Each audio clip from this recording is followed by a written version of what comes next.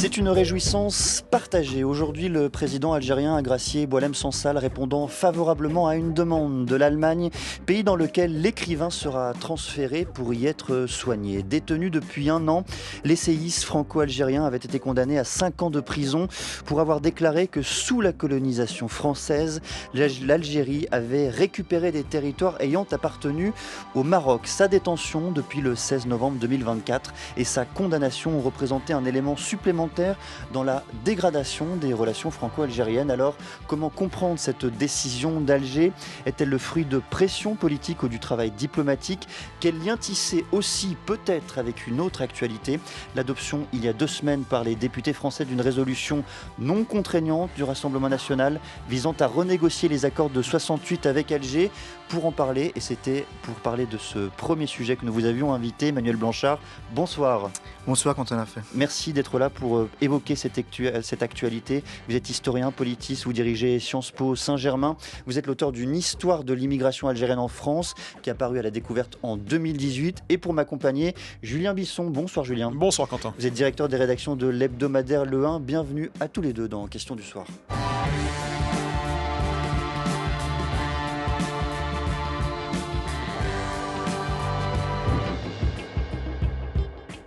Avant de répondre à votre question, vous me permettrez de réagir au nom du gouvernement de la République en exprimant notre soulagement à l'annonce des autorités algériennes d'avoir gracié Boualem Sansal, et nous souhaitons qu'il puisse rejoindre ses proches au plus vite, être soigné. Et je tiens à remercier du fond du cœur celles et ceux qui ont contribué à cette libération, fruit d'une méthode faite de respect et de calme. La voix du Premier ministre Sébastien Lecornu devant les députés cet après-midi. Emmanuel Blanchard, qu'est-ce qui a présidé, selon vous, au choix d'Alger de gracier Boualem Sansal ?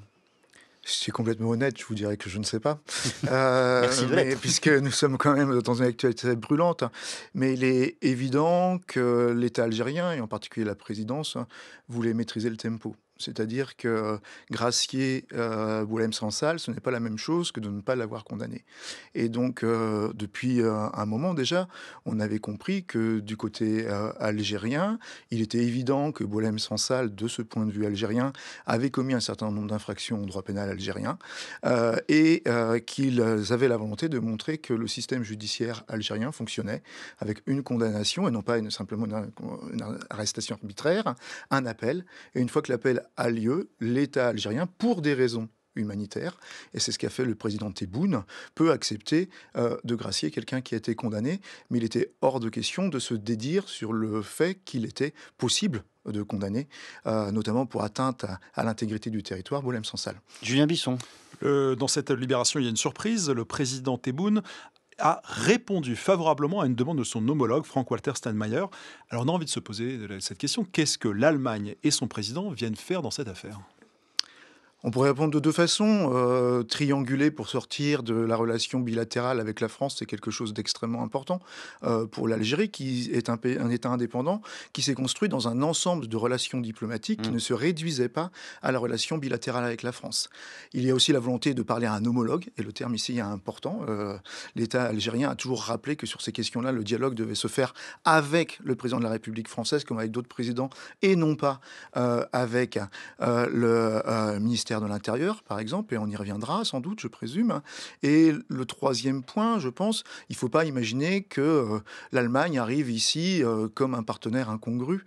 Il y a une longue tradition de relations avec l'Allemagne. Pendant la guerre d'indépendance algérienne, l'Allemagne a été un lieu refuge pour la Fédération de France du FLN, notamment avec un rôle très important de la jeunesse social-démocrate en Allemagne. Et je rappellerai juste 2 points.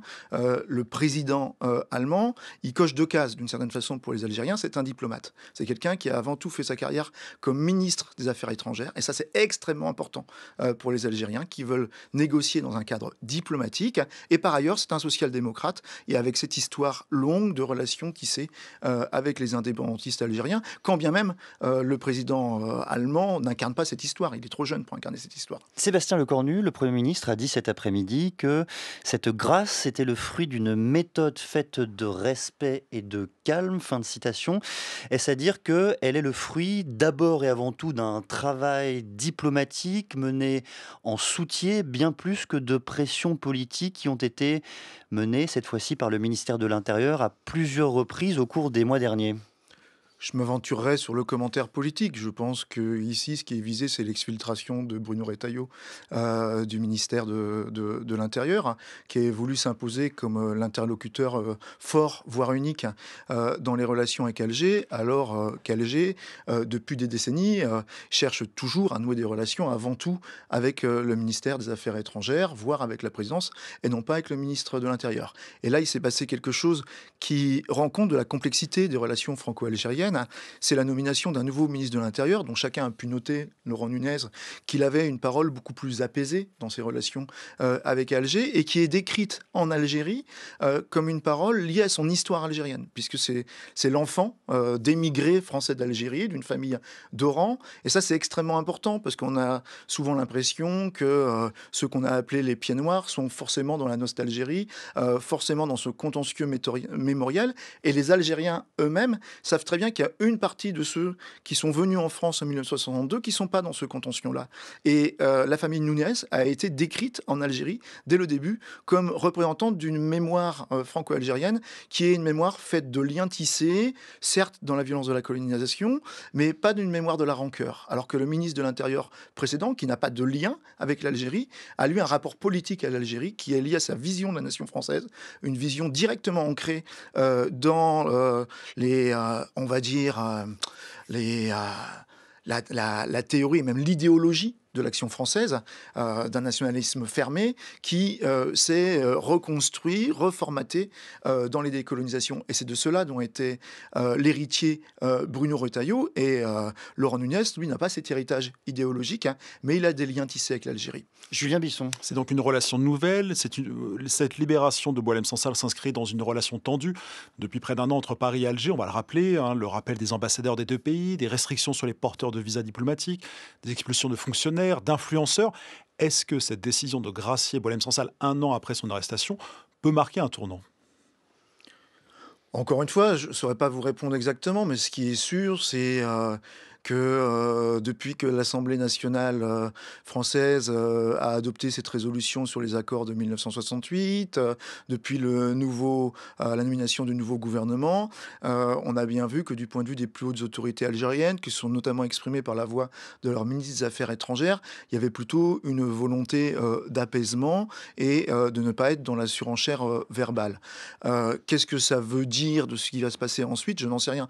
Mais il y a la volonté du point de vue des Algériens de montrer que de leur côté, il y a la possibilité de nouer un certain nombre de dialogues. Et encore une fois, ils le feront à condition que la logique de police, la logique du ministère de l'Intérieur soit débordée par autre chose. Et le problème, c'est que structurellement, en France, nous avons un ministère des Affaires étrangères qui est affaibli par rapport à d'autres ministères. Et donc, ces difficultés de dialogue, elles ne renvoient pas simplement, comme on le dit trop souvent, au contentieux franco-algérien, à la mémoire aussi, et renvoie aussi à une architecture de l'État en France, où aujourd'hui, on a un ministère des Affaires étrangères qui est un ministère faible, et ça, pour les Algériens, ça veut dire qu'il n'y a plus possibilité de négocier que d'État à État, de présidence à présidence, et non pas de ministère à ministère. Alors, vous l'avez mentionné, hein, cette autre actualité, la résolution sur l'accord de 1968 proposée par le Rassemblement national, adoptée par les députés. Je voudrais vous faire entendre la voix de Marine Le Pen, députée, et elle s'exprimait sur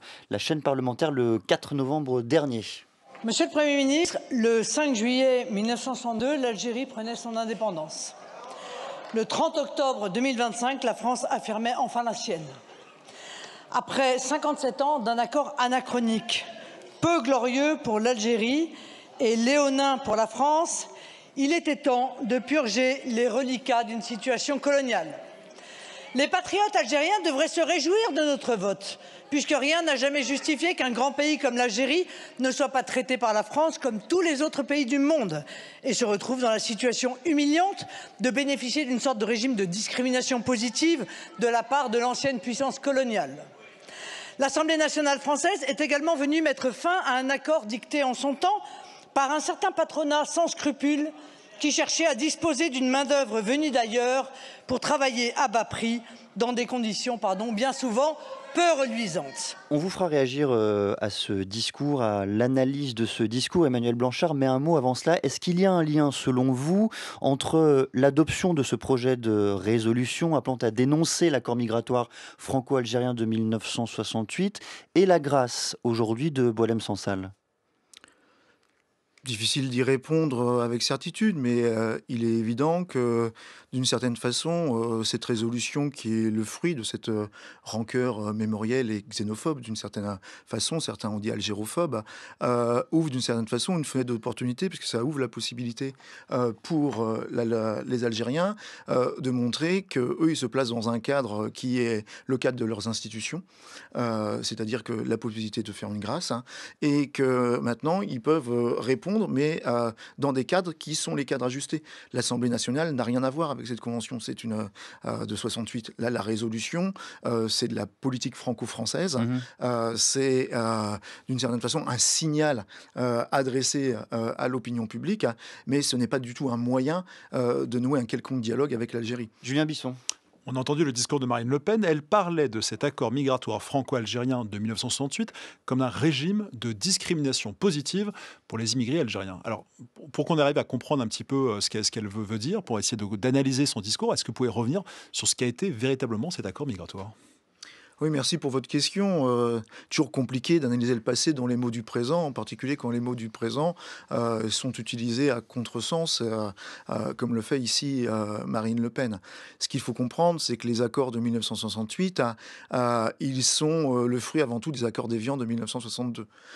Les accords d'Évian de 1962, qui sont des accords qui doivent permettre un cessez-le-feu qui doit mener à l'indépendance de l'Algérie, avaient été négociés dans un cadre où les deux États français et le gouvernement provisoire de la République algérienne, le GPRA, devaient tenir compte du fait qu'en France, il y avait environ 350 000 Algériens, que beaucoup de Français auraient voulu voir repartir à cette époque-là, en tout cas dans une partie des élites politiques, et que de l'autre côté, il y avait en Algérie encore près d'1 million de ceux qu'on appelait les Français d'Algérie, qui s'appelleraient les Pieds Noirs, et que l'État français ne voulait pas voir revenir. Et donc, les accords de 1962, l'accord d'Évian, il ne se joue pas avant tout sur cette question-là, mais il y a aussi cette question-là. Et cette question-là, c'est si on veut préserver des droits aux Français d'Algérie, il faut donner des droits aux Algériens en France. Et d'une certaine façon, ces accords prévoient quelque chose qui, à l'époque, n'est pas complètement dérogatoire. Loin de là, c'est un autre monde, 1962. 1962, quasiment personne n'a besoin de visa pour venir en France. Là, on vit dans un monde qui n'est pas le monde actuel. Et ce monde de 1962, il est possible pour les Algériens d'obtenir la liberté de circulation et d'installation en France, et à peu près les mêmes droits que les Français quand ils sont en France, sauf les droits politiques. Et donc ça, c'est un statut spécifique pour les Algériens qui est dérogatoire à plein d'égards, mais dans une époque qui n'est pas notre époque. Donc entre 62 et 68, Algériens et Français peuvent circuler librement entre les deux pays ? Alors ça, c'est la théorie. Voilà, il y a une histoire longue qu'on ne peut pas résumer en quelques mots, mais qui est l'histoire des circulations entre la France et l'Algérie, qui commence à une époque où l'Algérie, c'est la France. Et quand je dis l'Algérie et la France, je pourrais mettre des guillemets, mais c'est institutionnellement 3 départements français.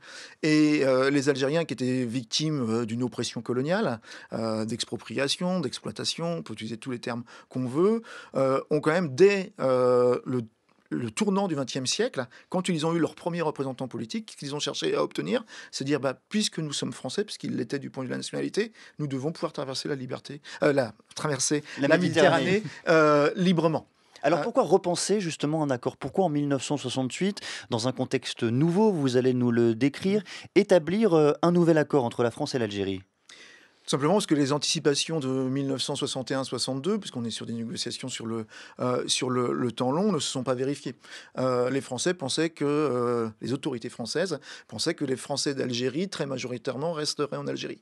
Et du fait, avant tout, de la violence incroyable des attentats de l'OAS, une grande partie de ces Français d'Algérie, qui ne se sentent pas non plus totalement désirables dans le nouvel État algérien, et puis qui, d'une certaine façon, n'ont aucune raison de rester, parce que s'il n'y a plus de situation coloniale, s'ils n'ont plus d'avantages par rapport au reste de la population, pourquoi rester en Algérie? Il y a tout un ensemble de personnes qui, politiquement, se plaçaient dans des perspectives d'égalité, qui sont restées, minoritaires, mais qui sont restées. Et donc, il y a une grande émigration, qui est étudiée par tous les spécialistes d'immigration dans le monde, parce que c'est un mouvement très rapide, près d'1 million de personnes qui débarquent en quelques semaines. Et qui permet de faire de très belles études économétriques, notamment. Exactement.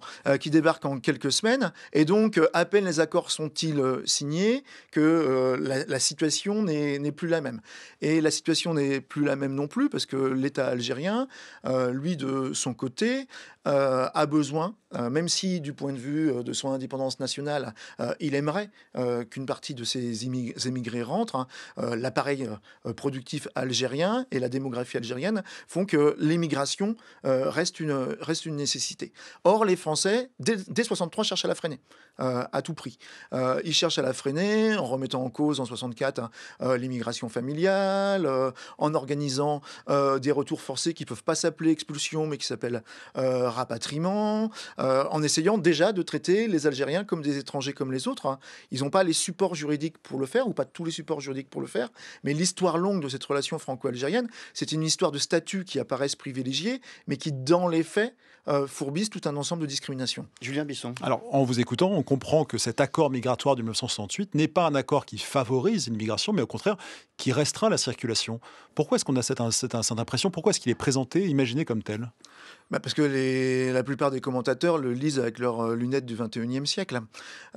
Cet accord de 1968, c'est en quelque sorte un accord de rééquilibrage. Encore une fois, la situation entre la France et l'Algérie s'était très, très largement dégradée, notamment, pour tout un tas de raisons, mais notamment parce que le ministère de l'Intérieur se remettait à contrôler les Algériens comme des étrangers, d'une certaine façon, avec un certain nombre d'humiliations, c'est le terme qu'on trouve dans la presse algérienne à l'époque, subi notamment dans les aéroports. Et pour sortir de cette situation, Algériens et Français disent on va être obligé de se remettre à la table de négociation et on va essayer de négocier. Effectivement, on ne sera plus dans les termes exacts des accords d'Évian. On va être dans des négociations sur des contingents de main-d'œuvre avant tout. Mais au moins, on va négocier au-delà des questions de police. On va aussi négocier les questions de travail, les questions sociales. Et ça, ces accords sont cette marque-là. Mais effectivement, par rapport c'est une situation qui est beaucoup moins favorable que la situation de 1968, mais parce que les négociations ne se placent pas dans les mêmes termes, même si, pour les Algériens, avoir été en capacité de renégocier un accord d'État à État, c'est une manière de voir reconnaître leur État, une nouvelle fois, qui est en capacité de négocier des accords avec l'ancienne puissance coloniale. Si j'en reviens, Emmanuel Blanchard, au discours contemporain, aux lunettes du 21e siècle, comme vous les appelez, il y a une idée tenace selon laquelle ces accords de 1968 sont avantageux pour les Algériens. Je reprends l'expression de Marine Le Pen, ce serait de la discrimination positive en faveur des Algériens. Que disent les textes? Est-ce qu'effectivement, j'allais dire, en comparaison d'autres nationalités, d'autres flux migratoires, est-ce que les Algériens sont favorisés dans l'accession au territoire français? Alors déjà, ces accords de 1968, aujourd'hui, ce sont des accords de 2001, parce qu'ils ont été révisés à 3 reprises. Ils ont été révisés en 1984 et la dernière fois en 2001, 1984, 95 et 2001. Donc on n'est plus du tout dans la situation de 1968. 3 avenants d'ailleurs qui sont venus amoindrir à chaque fois ces spécificités. En 1984, c'est un petit peu compliqué, parce qu'en 1984, ce sont les socialistes qui sont au pouvoir. Nous sommes dans le dernier moment où des textes sont pris qui favorise un petit peu la reconnaissance d'un statut des immigrés, notamment avec la reconnaissance de ce qu'on appelle la carte de 10 ans, et qui va aussi être intégrée dans l'accord migratoire avec les Algériens d'une certaine façon. C'est un certificat de 10 ans et non pas une carte. Donc en 1984, nous sommes sur une période qui est encore assez balancée. À partir des autres révisions, les 2 qui ont eu lieu et celles qui n'ont jamais abouti, l'idée c'est ce qu'on trouve dans le rapport parlementaire que vous avez, dont tout le monde a entendu parler, qui dit L'égalité, c'est que tous les étrangers soient placés au même niveau d'un niveau de droit dégradé. En gros, c'est ça. C'est une vision de l'égalité qui est défendue dans ce type de rapport. Donc déjà, on peut être critique de cette vision de l'égalité. Et il y a un second point sur lequel il faut quand même s'interroger, c'est pourquoi les Algériens devraient être traités comme des étrangers comme les autres. Les Algériens ne sont pas des étrangers comme les autres.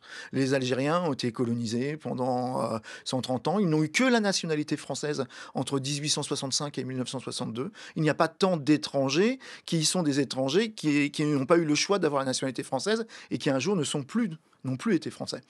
Il y a un concept qu'il faut peut-être aborder maintenant, Emmanuel Blanchard, c'est celui de citoyenneté réparative. Qu'est-ce qu'il signifie et pourquoi vous semblez vouloir peut-être l'appliquer justement à cette relation franco-algérienne ? Alors, le concept de citoyenneté réparative, il s'applique plutôt à la reconnaissance de la nationalité en fonction de torts subis dans l'histoire. C'est un concept qu'on va qualifier d'académique avant tout, et qui circule peu dans la sphère politique. Là où ce concept devient intéressant, c'est qu'il faut essayer de comprendre comment, pendant très longtemps, les politiques d'immigration étaient envisagées. Elles ont été envisagées comme une logique qui était une logique économique, une logique démographique, une logique policière et une logique diplomatique. Et aujourd'hui, la logique qui a pris le pas sur toutes les autres, c'est la logique policière. Et c'est ça que refusent les Algériens. Même si dans les faits, justement parce qu'ils subissent très fortement cette logique policière, parce qu'ils ont des textes qui sont plutôt parfois un peu favorables en droit, mais pas tout le temps.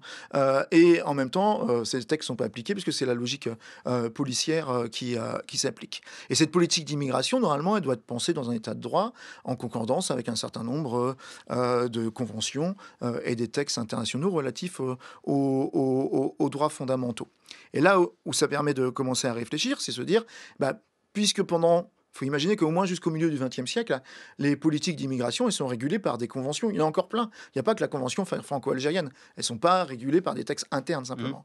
Et ces textes, ils sont généralement le fruit notamment de visions diplomatiques qui sont liées à l'histoire et qui permettent des mécanismes de reconnaissance aussi, d'une certaine façon. Et que les Algériens aient un statut qui soit un statut à part, d'une certaine façon, ça pourrait être simplement la juste reconnaissance du fait qu'ils ont été français pendant très longtemps, qu'ils l'ont été dans des conditions qui ont été des conditions de tort subi, de discrimination, et que a posteriori, les traiter comme des personnes qui ne soient pas tout à fait des étrangers comme les autres, ainsi que le prévoyaient les accords d'Évian, c'est pas une logique qui vient contrecarrer l'égalité, c'est une logique qui permet de reconnaître un passé qui a un passé singulier. Julien Bisson. Concrètement, l'existence de cet accord migratoire et donc son éventuelle remise en cause aujourd'hui a-t-il eu un impact important sur la nature de l'immigration algérienne, sur les flux d'immigrés qui ont pu arriver en France ? Si je répondais un mot, je dirais non. Tout simplement, au contraire de ce qui est dit dans ce rapport parlementaire. Pourquoi les Algériens sont les plus nombreux en France aujourd'hui ? La communauté algérienne, mais ce n'est pas une communauté complètement unie, très loin de là, ça tient avant tout à l'histoire. On a une immigration qui s'est déployée sur plus d'un siècle. Il y a très peu de cas d'immigration qui se sont déployés sur plus d'un siècle. On a le cas des Italiens, mais aujourd'hui l'immigration est tarie, alors que l'immigration algérienne n'est pas tarie. Et c'est ça qui fait que c'est la communauté la plus nombreuse aujourd'hui. C'est pas les textes de droit, c'est que dès les années 1920, il y avait des milliers de mariages dits mixtes en métropole. Et tout ça a tissé des liens qui sont certes des liens dans la violence de la colonisation, mais qui sont des liens familiaux, qui sont des liens professionnels, qui sont des liens commerciaux, qui font que des tas de gens ont des vies qui se déploient sur les deux rives de la Méditerranée. Personne ne parle des Marocains en disant ils sont nombreux parce qu'ils ont un accord favorable. Mais les Marocains aujourd'hui, alors que démographiquement ils sont moins nombreux, que l'immigration a commencé beaucoup plus tard, les Marocains sont presque aussi nombreux que les Algériens. Et donc c'est bien la preuve que c'est pas l'accord qui a favorisé une immigration relativement importante, c'est l'histoire et les effets qui font qu'il y a très peu de pays qui se sont orientés avec une immigration vers un seul autre pays, c'est le cas de l'Algérie vers la France, pendant très longtemps. Et tout simplement, ça c'était lié au fait que, encore une fois, les départements, l'Algérie c'était des départements français. 3 départements français. Julien Bisson encore. En très court, si cet accord migratoire ne sert à rien, pourquoi est-ce qu'il est à ce point combattu par l'extrême droite, défendu par la gauche ? Pourquoi est-ce que c'est un totem politique ? En quelques mots, Emmanuel Blanchard. Alors, il ne sert pas à rien, mais c'est une obsession pour l'extrême droite et cette partie de la droite. On peut penser à la famille Tabarot, notamment à LR, qui vit dans la rancœur des décolonisations et qui pense qu'il faut abattre tout ce qui est synonyme et symbole de ce mouvement d'indépendance. Et cet accord de 1968 est le fruit de ce mouvement d'indépendance. Merci beaucoup Emmanuel Blanchard, historien politique. Vous dirigez Sciences Po Saint-Germain, l'auteur d'une histoire de l'immigration algérienne en France. C'était la découverte, c'était en 2018. Un double merci pour avoir répondu justement sur ce sujet de la Convention de 1968 et pour avoir évoqué le cas Boualem-Sansal. Julien Bisson, dans l'hebdomadaire Le 1, qu'est-ce que l'on trouve cette semaine ? Eh bien, on se pose la question, modèle social, comment le réinventer ? Il faut notamment déplier un poster illustré géant et totalement inédit sur les dépenses publiques pour enfin tout comprendre au débat budgétaire. Et 4 merci à Bruno Barada, Roxane Poulain, Bertie Bourdon qui ont pensé et préparé cette émission et Léa Racine à la réalisation ce soir.